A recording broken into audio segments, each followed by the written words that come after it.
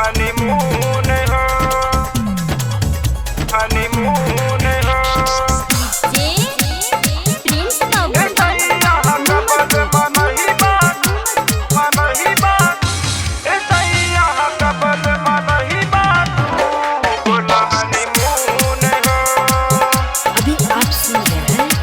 रमेश प्रेमी के आवाज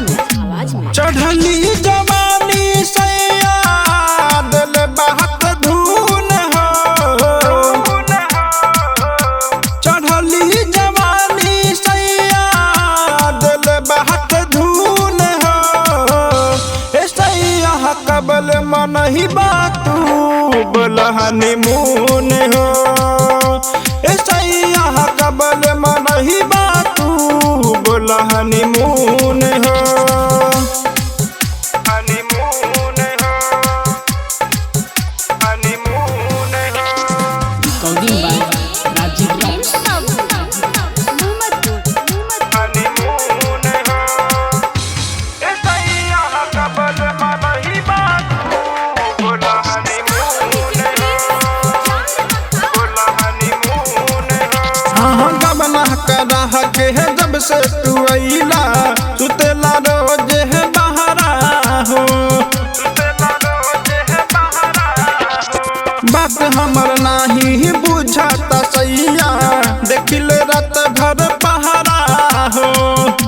कोरा में भाड़ा सैया दोनों आँख मून के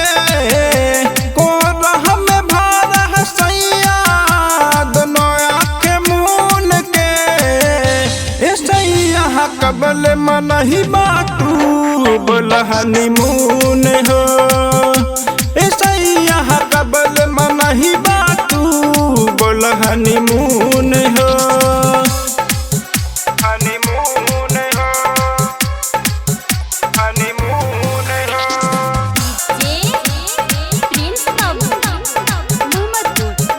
हनीमून हो ए सैया कबल मन ही बातू बोल हनीमून हो बोल हनीमून हो राइटर विनोद अमन देबरू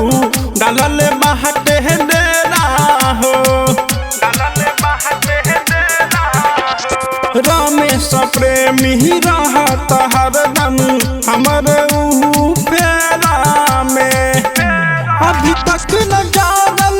बाटे तोहरा जुनून हो अभी तक न जानल बाटे तोहरा जुनून हो ए सैया कबल मन ही बातू बोल हनीमून हो ए राजाऊ कबल मन ही बातू बोल हनीमून हो चढ़ली जवानी सैया दिल बहत धून हो ए सैया कबल मन ही बातू बोल हनीमून हो ए सैया कबल मन ही बातू